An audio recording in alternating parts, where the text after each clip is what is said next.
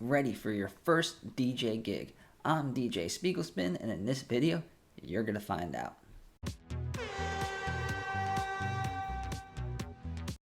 So you've been practicing for a little bit, and you're wondering if you're ready to do your first paid DJ gig. Chances are, if you're asking yourself that question, then the answer probably is yes, because the most important thing that you're going to need when you DJ your first gig is to be confident and feel like you could handle it. So, what equipment is adequate to fairly charge customers, and what equipment do you need to do these gigs? And then also, what are the minimum mixing skills that you should have before you go and venture out and do your first gig? Well, let's talk first about the mixing techniques and the software that you're using.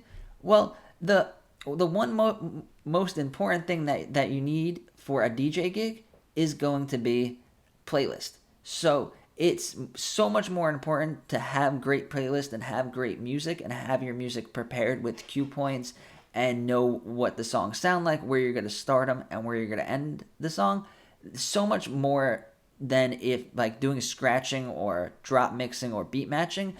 The audience at most places aren't really going to care about the tricks and the mixing techniques and if it was a perfect mix or not. They just want to hear what they want to hear at that time. So as long as you have some of the basic transitions down, I made a separate video about really basic transitions. They're really easy. You could use echo. You could just play the next song after the first song. There's a whole bunch of transitions that don't require beat matching, that don't require counting beats, that don't require having previous knowledge of music and stuff like that.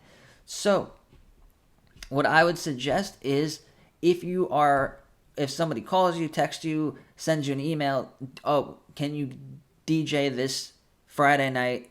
It's John's 20th birthday party. So then you could, right there, when you book this gig, let's say you have 2 weeks or a month until the gig is, that's when you start preparing. You don't start the gig when you first get there on the date of John's birthday.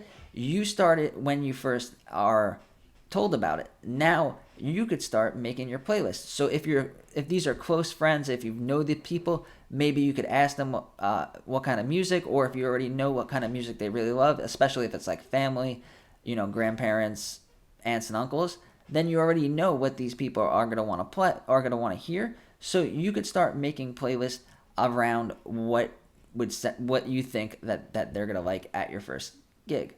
Now, another thing that you could do if you don't know the people, and let's say it's a random birthday party, it's someone's 50th birthday party, what you could do is you could use the estimated age of the guest at the party to figure out what type of music they're probably going to like. So usually older people, they like to hear the music that was being played on the radio, played when they went out, when they were younger, like in their 20s, and when they were young and cool. And then that's the music, so they want to hear music from the 70s, music from the 60s, music from the 80s, 90s music, and playing the music, the right generation of music at the right time for the right people really has a good effect, and people really appreciate it. So one way you could organize your playlist is by making playlist folders. I'm using DJ Pro AI, but all DJ software has playlists.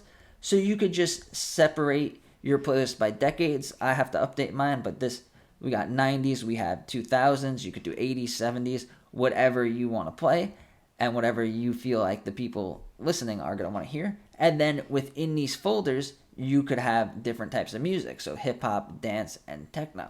So having all these playlists ready to go and you already prepared for the gig, then there's really nothing to worry about, and then you could go there confident, ready to play the gig, and it'll be really easy, and then you'll have a lot more fun.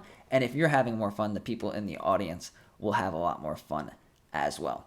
So now let's see if the equipment you have at your house or the equipment you plan to get is good enough, is enough for you to DJ at a paid gig. Well, chances are, if you have any type of DJ controller, you are good to go. The biggest, most important thing is going to be the speakers.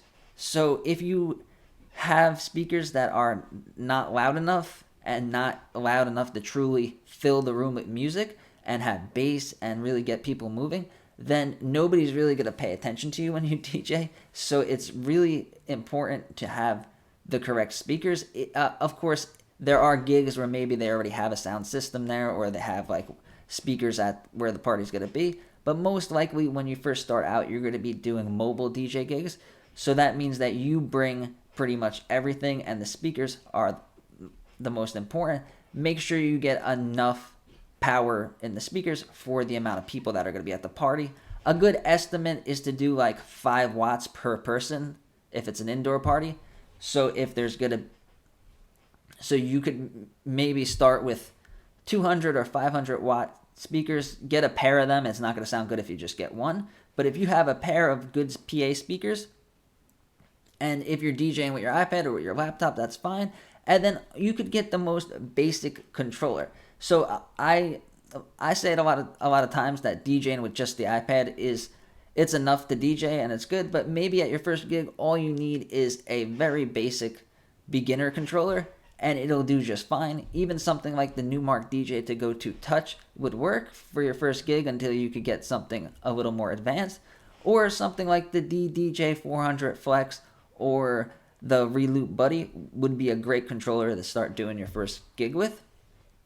Honestly, the equipment and the DJ skills are the easy part. The part that is really hard for most people is going to be the nervousness, the fear, and wondering if you're going to mess up, wondering if you're going to embarrass yourself, and wondering if you're going to ruin the whole thing, and not thinking that you can handle it.